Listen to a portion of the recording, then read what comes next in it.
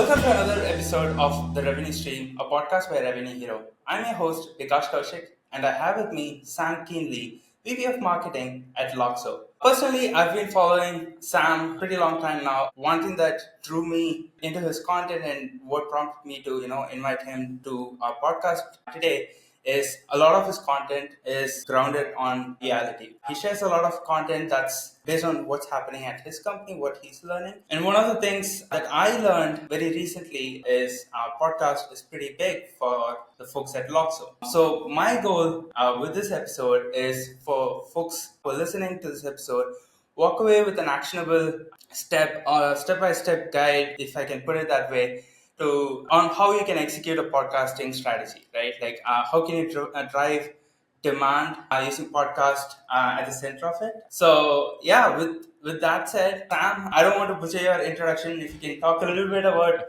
what you've been doing and what Loxo does, I think we can start from there. Perfect. Yeah. Well, thank you for having me. Definitely looking forward to this conversation and love that you've been following for a while. So like you mentioned, Sam Kuehnle, VP of Marketing over at Loxo. So the easiest way to describe what we do is we work in recruiting software space.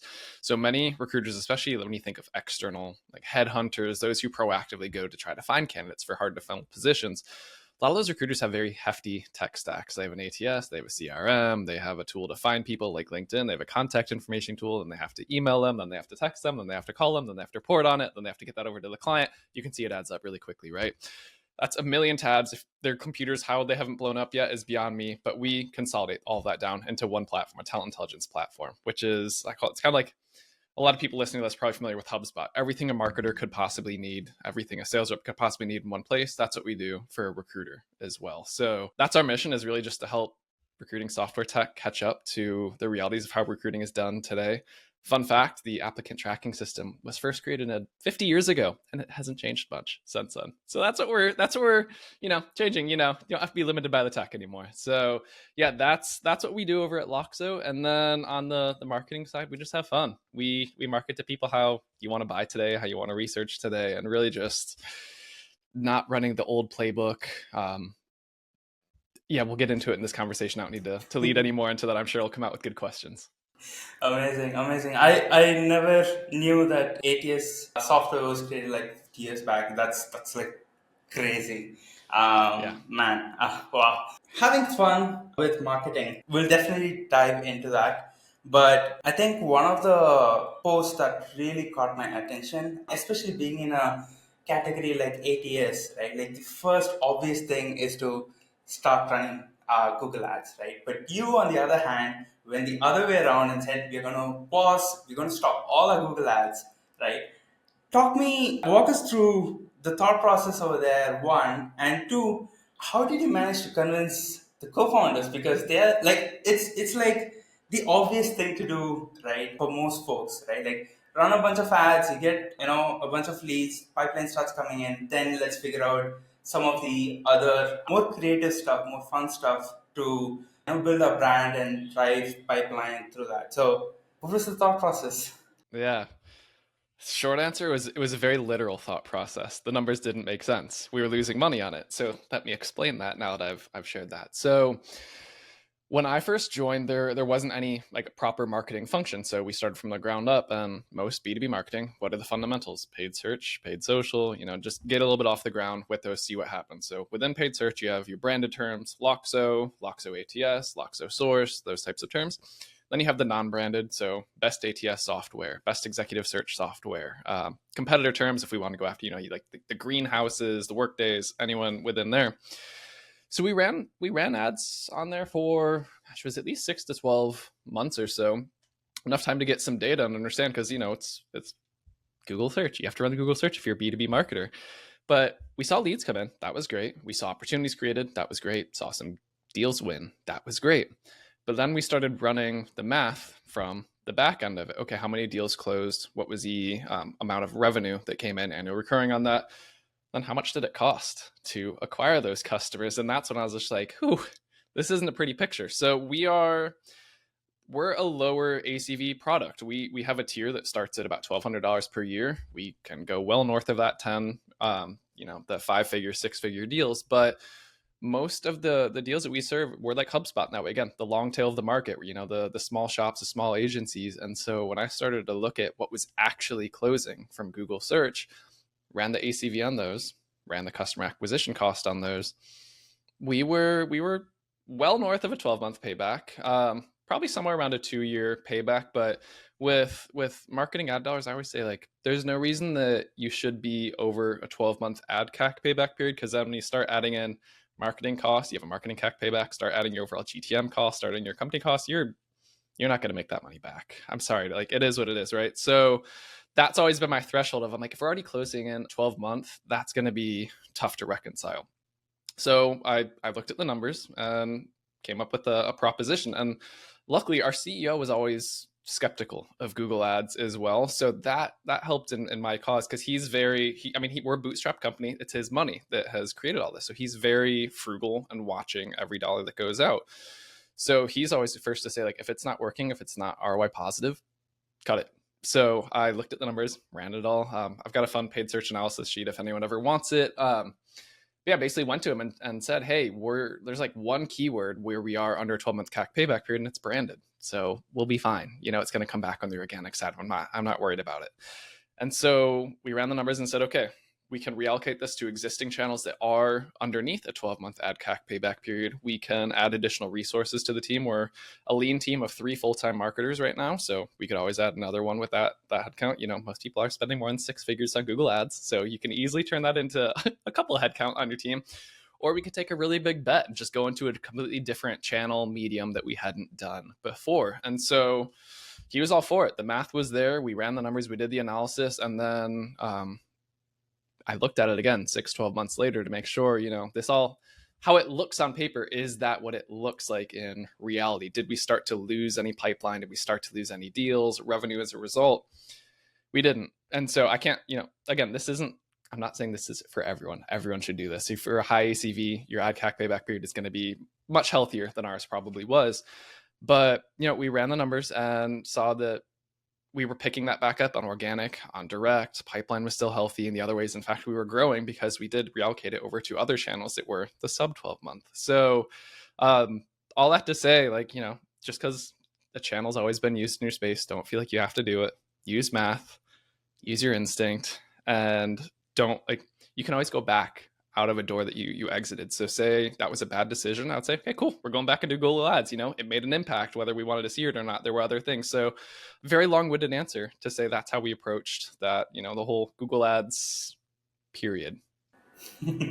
Amazing. Yeah, I think it's probably one of the hardest things is probably to say no to the channel, especially if it's been proven by for decades by multiple companies. And probably, I guess, one of the biggest things that you had in your favor, obviously the math made sense, right? And also it was great that your CEO is also a little bit skeptical, like you mentioned, right? So I think that definitely helped. Coming to the meat of the topic, you mentioned you allocated all that budget to other channels. I'm guessing podcasting as a strategy as at the center of it, right? I want to take few steps back, right? I think today it's probably the most obvious thing to do is like, hey, everybody's doing podcasts, so we are also going to do podcasts. Let's invite some guests, record it, chop it into snippets, share on socials. The trend, right? But I want to ask you this, right? Like, do you think certain companies should not invest in a podcast as a strategy? Should every B2B company do a podcast? And are there certain types of companies that you would recommend not do a podcast? Yeah, good question. Why are you doing the podcast? If you can't answer that question well, you shouldn't do it. If your answer is because everyone else in our space is doing it, you shouldn't do it. You have to really have a good reason for why, because otherwise it's going to look like everyone else's, it's going to sound like everyone else's, and the content's you're not going to have a strong direction or purpose with the content, so you're just going to be making noise. And at that point, is that the best use of your time? Is that the best use of your resources? Are you distributing it properly?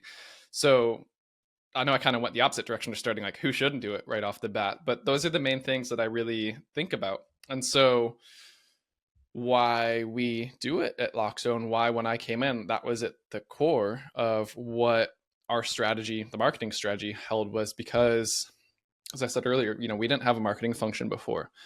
We had phenomenal win rates. Without sharing too much details, talk about like 1 out of 3, 1 out of 2 deals when they become an opportunity, they would become customers. So that told me Oh, something very quick. When people saw Loxo, they understood it, they got it, they bought it. The problem was we didn't have a ton of opportunities. We're in a very crowded space. The ATS space, if you go on G2, there's hundreds, if not thousands of different players in this space. So our problem was brand awareness. It wasn't closing. It wasn't having product market fit. It wasn't any of that. So how do we create more visibility of our brand? And that's through education, through content. And so that gave me a very different set of problems than, we need to close more versus create more. That two different strategies. Would you run a podcast if you need to close more? I don't know. Probably not. I'd focus like, what's an ROI calculator? How can I work better with sales on those things? So the reason that we did our podcast was, again, how do we educate, entertain, inform the market? And a huge gap that I found was that there are tons of influencers and thought leaders in the recruiting space, but there's no one company that you can really go to learn. I'm going to throw it back to HubSpot again. When I started my career in marketing, I remember going to HubSpot.com. I wanted to learn about content marketing. I want to learn about demand marketing. I want to learn about how to write an email campaign. I never used HubSpot during those years, but I learned from them. I had strong brand awareness, familiarity, and I recommended whenever people would ask me, like, what's the best marketing software out there? I'd say, go check out HubSpot. So same exact approach here at Loxo is we want to help build the next generation of recruiters, bring them up to speed with what modern recruitment looks like. And we have to do that through education, through showing them what's possible. And so that's where the podcast really comes into play, because it's not even focused heavily on our product, but what are trending topics that we're seeing in the market? What are best practices that we get into the tactics of and teach you how to do that? We have thought leaders and customers who are doing cool, cutting edge, unique things, or some of the top firms in the entire world. What makes them successful? I don't want to hear the story about how you're so great. I want to hear about what it is that you and your team are doing that makes you so great. And so all this is teaching and education based, and that's what we're doing with the podcast. So we have to record the long form like you and I are doing here today, so we can get to those shorter form to create the micro videos that we distribute on LinkedIn. Recruiters are all over LinkedIn. It makes it very easy to get there, to write the blog posts, to get the customer stories that sales uses, customer success uses. The list goes on, but you can't get to the short form media if you don't have that long form first. And so that's what was really setting the stage for how do we build more brand awareness? How do we get this content that can help us tell the story and share a point of view that we want? We had to start with that. I have so many follow up questions to Let's that. do it. So one of the most difficult parts, I think I remember listening to a couple of podcasts and it felt a little bit too salesy, right? I don't want to name names and all that stuff, right? But how do you find that balance, right? Like, because on one side of the spectrum, there's always that urge to sort of like talk about, like, especially if it is like really relevant to what you do, right? There's that a little bit of urge for you to talk about the product and maybe even how you do it, but that's not why you're creating the podcast, also, right? So how do you find the balance, or is it strictly no when it comes to talking about the product? Mm-hmm. We talk about our products. I'm not going to lie and say that we don't. We don't do it heavily though. Like, it's only when it naturally ties in with what we're discussing. But even then, I'd say it's less than 0.5% of the total episode length. Like, it might just be like, oh yeah, you can do this in Loxo if you want to use it. But I also say you can do this in any ATS if you really want to do it. But having familiar with the product, that's where I'll say like, hey, you can do it in our product, you can do it anywhere else, whatever. Where I find the balance is in the podcast album cover. We have our logo in the top left corner, produced by Loxo. At the end of the episode, we say, hey, this is a production of Loxo. If you liked it, check out our website to learn out more. But here's the thing about buyers today. They know that if you're a company, you're an individual, and you're sharing this type of content in the B2B world, if you're talking about a problem, you're probably the solution to it. You don't have to, like, people are very smart, right? At the end of the day. So people get it. I'm not going to be over here talking about medical devices. I don't know about medical devices. I'm not trying to sell you medical devices. Like, that's not something that I sell for. So it's that same exact concept where, Sam keeps talking about ATS a lot in his software. Sam keeps talking about finding the best candidates possible on his podcast. Well, I bet we can probably help them do that if they were to go to use the software. So that's the line where buyers are smart. And this is, I think, just part of the ongoing movement in marketing in general, is just stopping to think that, your buyers are a lot smarter than we realize. You don't have to send them to a demo page. Everyone's been trained. Go to the top right of a website. There's a little button, and whatever that button does, it's probably going to have you talk to sales or sign up for the product. Like, we all know that, right? So again, it's another psychology catching up with marketing, I guess. It's 2024 now. Like, that's what we're really after there, and that's how we do it.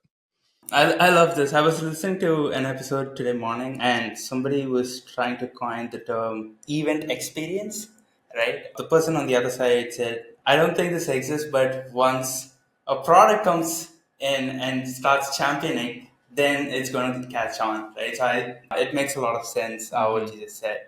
Sweet. So one of the other follow-up questions that I had was championing this as a strategy, right? Like, first off, like, you'll have to convince the leadership team. Obviously, the sales team is probably going to be behind your back, saying like, "Hey, how are we going to drive, more pipeline through podcast as a strategy?" Like, what goes on, behind the scenes, for someone to sort of like champion this as a strategy and say like, "Hey, this is why we're doing this. Yes, we have this theme in mind, and yes, these are the numbers that we're seeing today.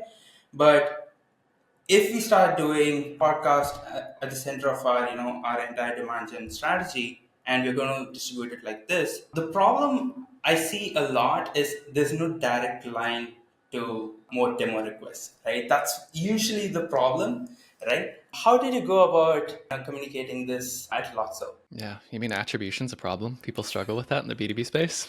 Who would have thought? So how do we do it? We're a B2B company. We sell to B2B companies. Most B2B companies that want to start a podcast are also B2B company themselves, right?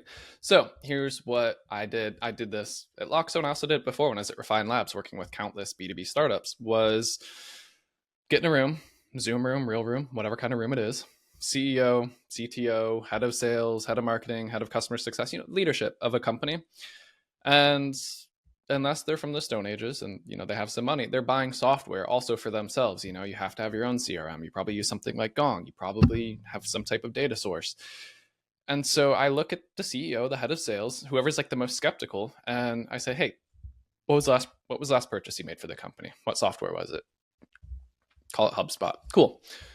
So you bought HubSpot. How'd you find out about it? Like, what was the process to going into buying it? Well, our marketing manager had learned about it. They were discussing it internally. I follow their CMO on LinkedIn. I listened to one of their podcasts. We did some research. They were on a video somewhere else. I'm in a community. This other CEO talks about. I'm like, how many of those are showing up in your attribution software? None. But then I'd also go back to like, look at those things that you learned about them. How did your marketing manager, like, what was it that they were getting from them? They were learning. So it was blog content, customer stories, videos, whatever. You mentioned podcasts specifically. So you listened to a podcast, you watched a video that probably came from a podcast. And that's what we're creating here is you have to have this foundation, this engine that's going to create all of that. From there, we work with sales to get it in front of the right people and everything else. But that's usually when they start to have the aha moment as they're listing these things off that they're just like, we can't attribute it to it. But then you ask them, because it gets them out of their CEO hat and into just like what all had to occur for that to happen. And I completely cut out like 80% of it after the original research period, but it proves the point, right? Of that's how a lot of buying committees and purchase decisions are made today.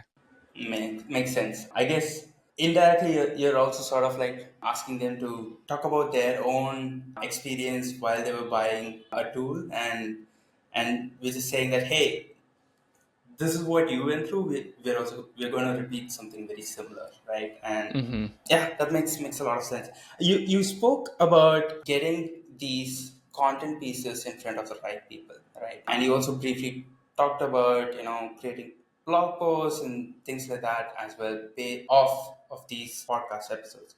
Can you talk a little bit more in detail on like what goes on into distributing these content pieces, right? Like, because at the end of the day, if people are not they're not getting enough eyeballs on this, like, people are not going to know more about Loxo and your company. So yeah, I'm curious about how you go about distributing them. Yeah, and that's honestly, I don't want to call it the chicken or the egg conversation, but just because you create the content doesn't mean that people are going to find it.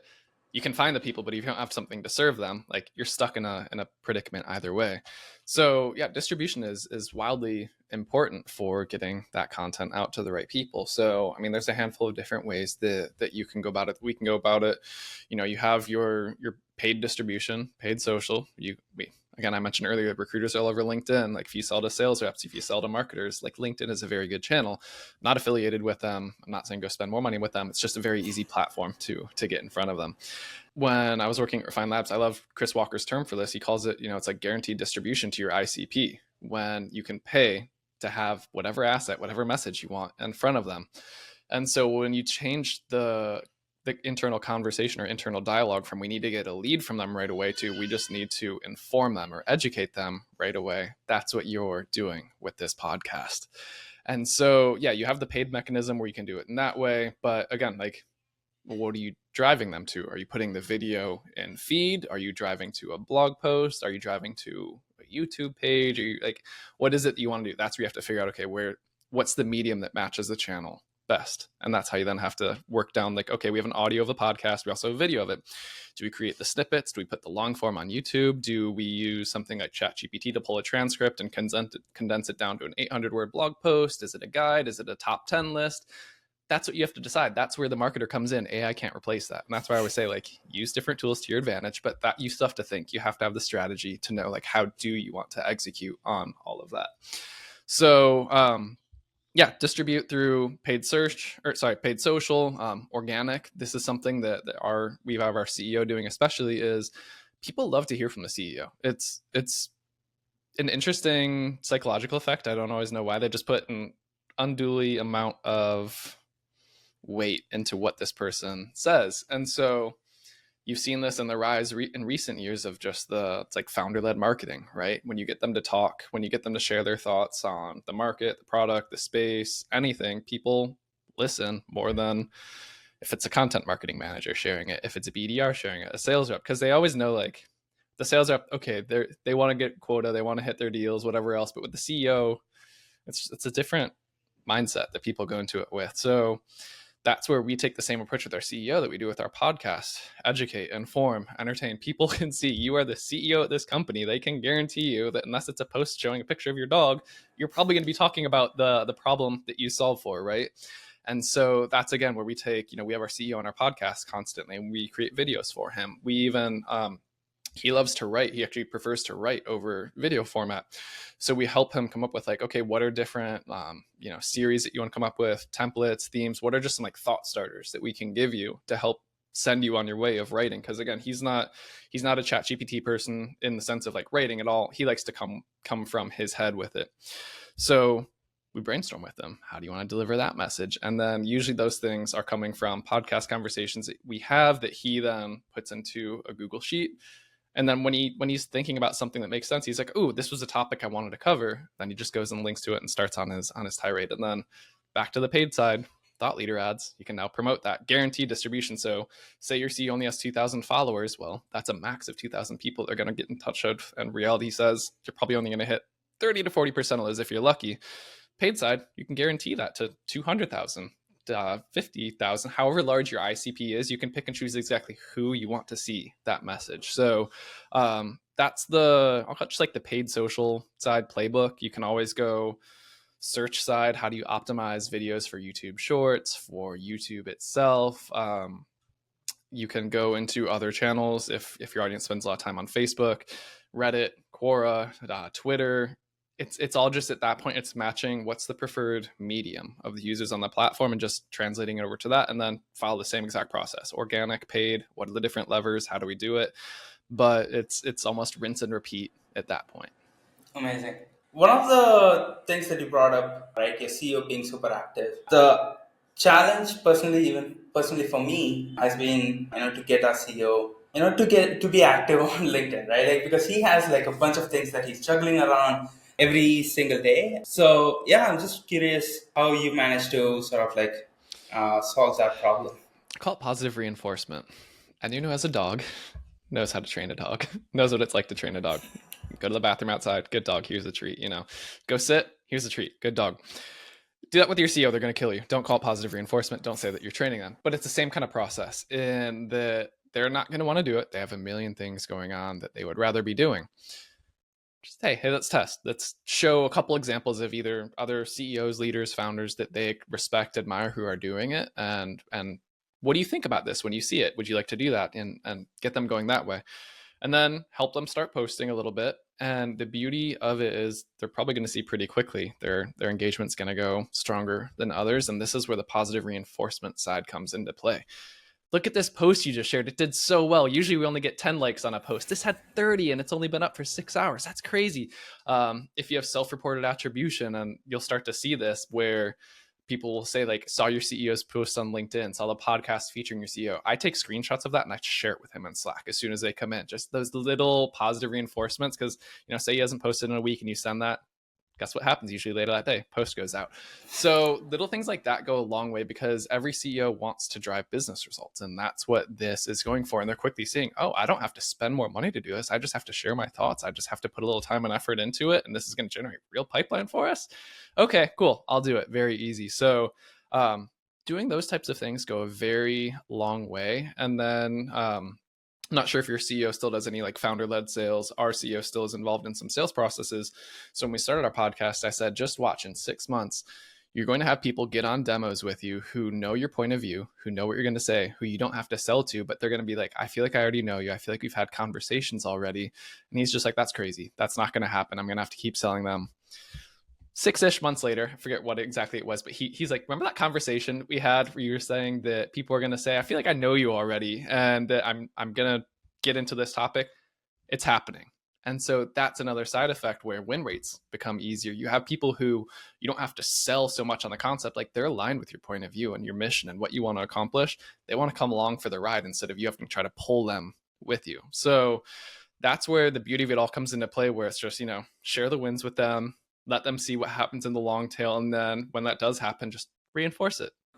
Amazing. I'm gonna make sure like my CEO doesn't see this episode because because of the positive reinforcement bit.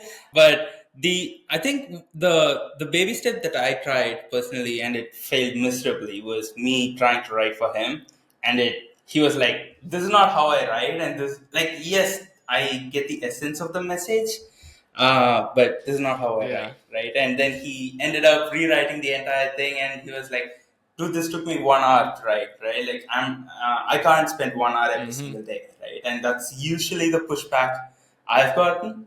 Was that the case for you as well in the initial days? Oh yeah, we went through that exact thing where we are just like, do you want us to guest write these for you, some of you? Do you want us to give you like thought starters? And we did a couple of those on, as we said earlier, like, he likes to write. So we quickly found that the things that we gave him, you'd be like, I just want to make one small tweak. And then 45 minutes later, he's just like, I rewrote the whole thing. So then we were like, do we just want to give you bullets that you can kind of go off of and riff? But in the end, we were just like, here's a topic. Here's 50 topics. Pick one. Like, when you want to go and do something, here's your idea list. If something's relevant, if something's timely, if something's top of mind, here's, like, it'll jump out at you as you're scrolling through this for your ideas. But usually it's just helping them with that, like, getting over that idea slump, so to speak, by having that. That's usually just the direction that they need. Nice, amazing.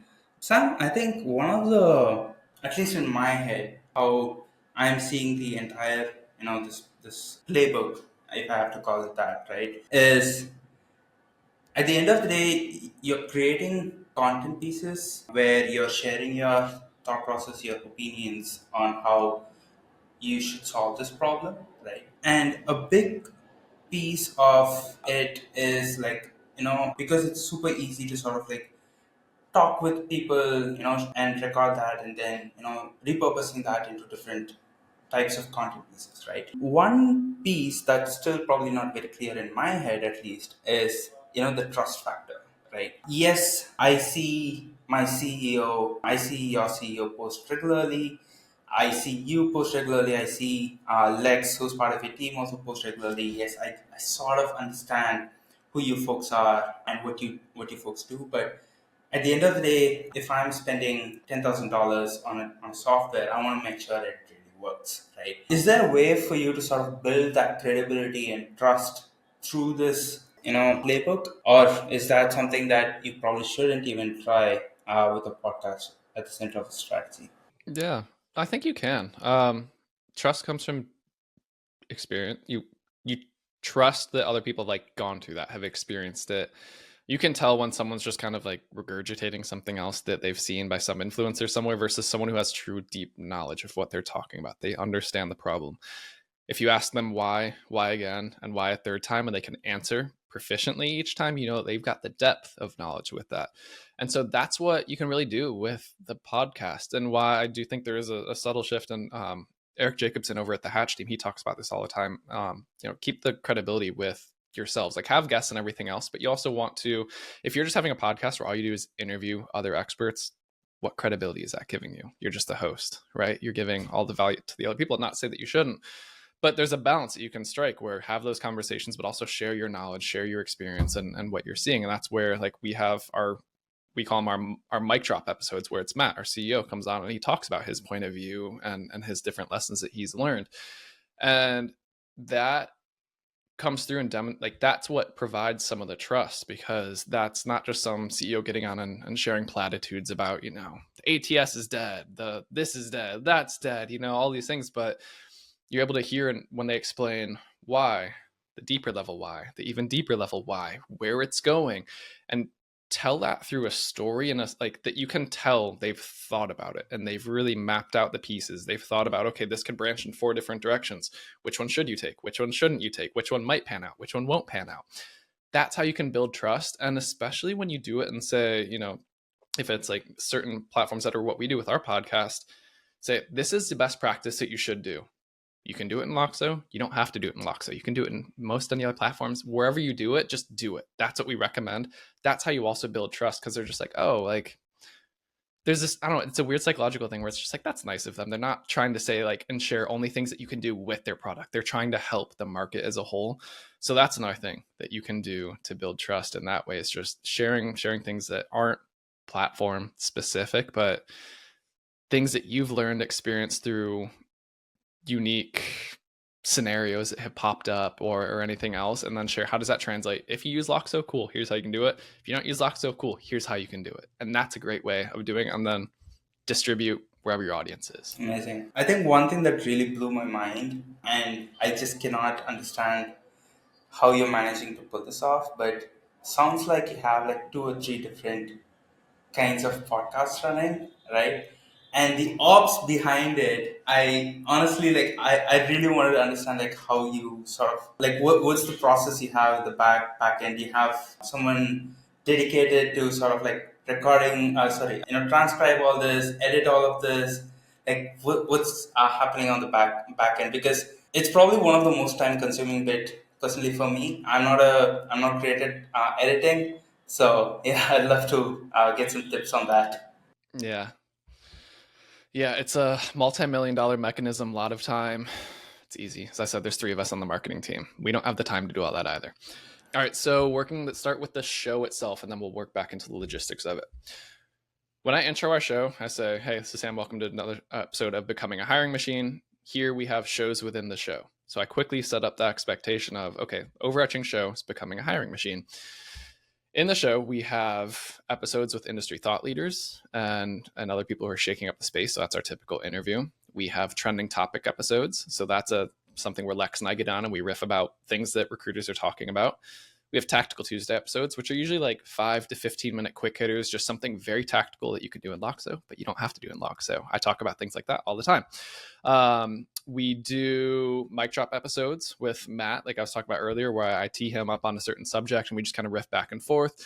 We do Q&A, where we just take listener questions, let them come on. And then every now and then, like if one of us is on another recruiting podcast or something else that we think would be helpful for our listeners, we have a guest episode where we just pull that recording and put it on ours. So we do that so we can cover a wide range of topics. We can cover a wide range of things that people like to listen to, because there's some people that are going to be earlier in their careers. They want the tactical stuff. You also have, founding members of executive search firms who they're not in the day-to-day. They don't care what's better to do a subject line test A, B, or this or that. Like they want to know some of the things like what's Matt's vision on this, or what's this other executive search leader who they just brought on for an interview doing. So we set up the show so that it truly is appealing to our audience. And I call it like the choose your own adventure book. It's not sequential. You have to listen to episode 1, then episode 2, then episode 3. we title each episode so you know exactly what type of episode it is, and then what's the subject of it. Is it an interview with someone? Is it covering this topic? Is it how to do XYZ in 2 minutes? So that's how we've structured the podcast to be able to cover all of that. And then getting into the management side of it, Lex and I just kind of map out. We do 2 episodes a week that we release every Tuesday. We do a Tactical Tuesday episode. That's always going to happen. And then every Thursday we do one of the other types. And so we basically just kind of work out what do we want to cover over the next week, month, whatever, and then start to map that out. So like in August, business development was a huge struggle for a lot of recruitment agencies. So we said for August, let's just do an interview series, and Tacticals all on biz dev. So we brought in some of the best biz dev leaders in the SaaS space because they're still trying to solve for the same thing at the end of the day as recruiters. So had Jen Allen Newth on, had Kyle Coleman on, had Morgan Ingram on, a handful of different leaders like this to share their experience, because it all translates over. It's just, instead of talking to marketers or sales reps, you're talking to recruiters or hiring managers. Same concept. So really just structuring what do people care about right now and getting that into the podcast is the biggest thing. And then the recording, coordination, everything else, a lot of that is just done through myself. So if there's specific people that we want to interview with, we don't have like set windows on when we record. We record every Wednesday at 12 o'clock. Like that's not how we operate. We just say, who do we want to have on? Let's coordinate around their schedules. And then we can plan, like it doesn't have to drop on this date, or if it does have to drop on a certain date, we plan out ahead of time, 6, 8, 10 weeks ahead, so we can schedule it, get it recorded with the flexible calendars, and then pushed over to production. So Lex and I handle a lot of that. And I'll do research for the interview. If I'm the one that's hosting it, Lex will do research. If she's the one that's hosting the trending topics, whatever it is, make it a good conversation. Because again, we're also there to learn. We're not trying to, yes, we're going to have our point of view that's nested within it. But the goal is like, if I was just listening to this podcast, when you're listening and someone says something, you're just like, how'd they do that? Or why'd they do that? That's what we're asking in the conversation. We're not following this structured, ask this question, here's their answer. Ask this question, here's their answer. It's a natural conversation based around like, what would you want to learn or get out of it? So that's how we follow those. We let conversation run as is. Like you and I are recording here on Riverside. We use Riverside. And then partner with Hatch.fm. So Eric Jacobson and his team over there are absolutely phenomenal, and they do our audio post-production. So we record here, give them the audio files, tell them, hey, we swore during this one, beat those out. I blabbered on for too long in this section, cut this out. But they're really great at that. And it's a 2-day turnaround where we drop the episode, and you can work with them if you need to do more episodes, less episodes, fast, slow. They're great with all of that. But we work with them to just figure out, okay, like, I'm not good at audio editing. I don't have the time to do audio editing. Let's get people who are great at audio editing. There's now AI tools that can come in and do some of this. I don't know what the future is. Hatch works great for us. It's affordable. I love working with their team. That's what we keep from there. So that's the audio side. Video side, we have a freelancer who works exclusively with us to do all the video editing. So he takes the long form episodes, puts our branding on it, makes it look good, clean it up. He does our micro episodes. He does our motion graphics. He does a lot of videography and other elements for us. So he takes these podcasts. I just say, hey, here's 3 clips that I want us to use. Here's the time sections for it. He runs it. I just tell him, when do I need it by? So again, there's like Riverside even has this now where they're starting to do like magic clips and others. AI can help with this. It just depends on how many resources do you want to put behind it? What's your budget look like? What's the quality come out of it? Where's your bar set at, so to speak? So you can do this any number of ways. And then from there, you just have a podcast distribution platform. So we use Spreaker. It's completely free. We just upload the episode to it. It syndicates out to Apple Podcasts, Spotify. We upload to YouTube. We cover all the main places.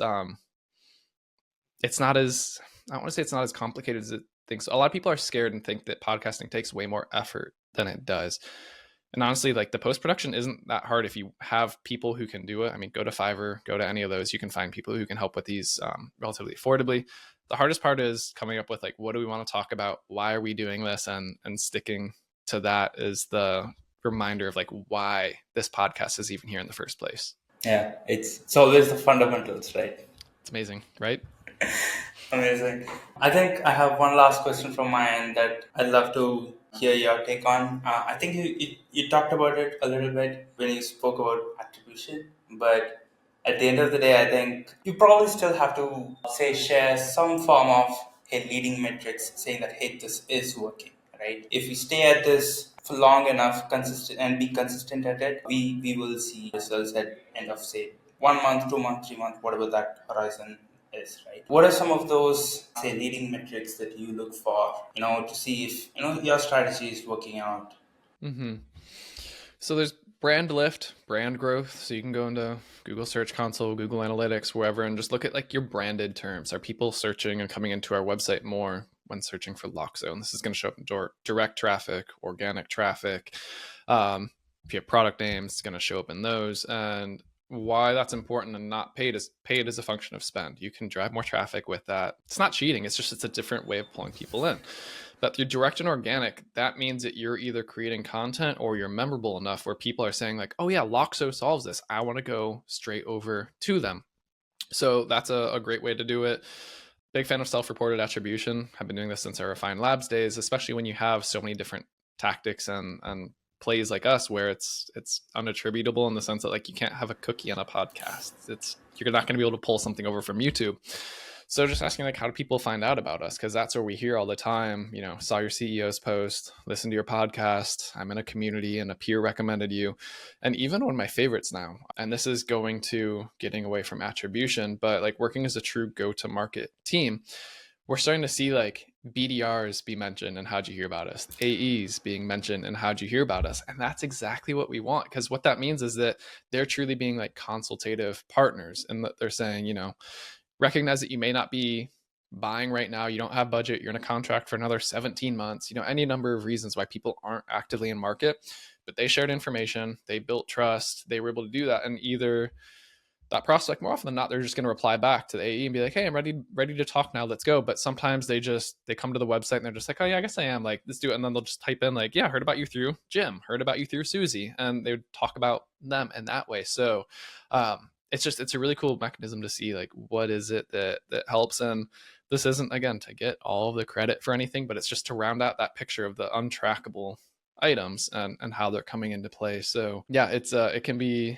a messy one if you let it, but that's where I say like be data informed, not data driven. Data informed is where you have a data set, you look at it, but then you also have your intuition, your experiences that you've learned from, and you can marry those two instead of being so literal where it's just like, oh, paid search, we have to show up for this term all the time because they have this one touch point in it and it misses like the podcast, talking to the peer, the video that they watch. Like that's where you have to really balance the two of them. Amazing. Yeah. I think it's that entire journey, right? Like I had a very similar experience with one of the tools that I recently bought where BDR was constantly messaging me on email, LinkedIn, all these different platforms. And he was like, he understood that, hey, I'm not ready to buy right now. But he was constantly looking at the post that I was posting and he was saying like, hey, looks like you might have this problem. We wrote about this. Like, no strings attached, but I think this will actually be helpful for you. And like you said, like I remember like almost 6 or 8 months later, I pinged him, I responded to him saying that, hey, I am in the market to buy right now. I don't want to go to the website and, I might get round robin to somebody else, right? Mm-hmm. Let me help you with your quota. Can we get on a call, right? And that's exactly what I did. And we ended up buying the tool, right? So yeah, I love that. Amazing. Cool. Sam, I learned a ton. Thanks a lot for taking the time and coming on the podcast. One last question. Where can people find you apart from LinkedIn? Yeah, apart from LinkedIn, that is where I spend my most time. We've got the podcast, Becoming a Hiring Machine, if you're interested in recruiting and that nature. Our website, loxo.co. And then I also have a Substack if anyone's ever interested. It's a little bit more long form written stuff that I come up with, just samkuehnle.substack.com. Amazing. I definitely recommend subscribing to Sam's Substack. I recently subscribed to it and I've been enjoying your content, right? So amazing. Once again, thanks a lot, Sam. It's been great learning from your journey. Yeah, this was great. Thanks for having me on.